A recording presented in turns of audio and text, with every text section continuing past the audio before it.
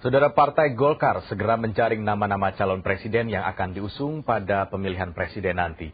Namun yang dikhawatirkan dalam proses penjaringan tersebut adalah terjadinya politik uang.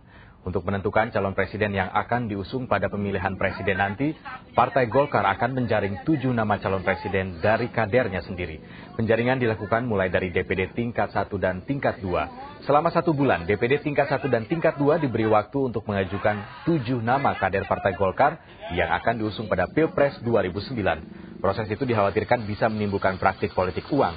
Setidaknya hal itu dikemukakan oleh Ketua DPD Sumatera Utara Ali Umri. Namun kekhawatiran itu ditepis oleh Dewan Penasehat Partai Golkar Surya Paloh. Diberikan dengan tulus ikhlas oleh seluruh DPD, tanpa ini kan kadang-kadang lain ya. Kalau untuk saya calonkan nanti money politik lagi. Ya, kita tidak mau mengajari kader-kader Partai Golkar ini money politik. Jadi kami DPD 1 Partai Golkar Sumatera itu menganjurkan bahwasanya itu terserah DPP aja.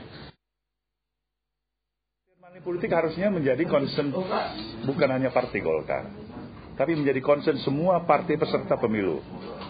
Ya, kita semuanya sepakat, jangan beri tempat lah untuk money politik, karena bukan itu harapan dan tujuan kita.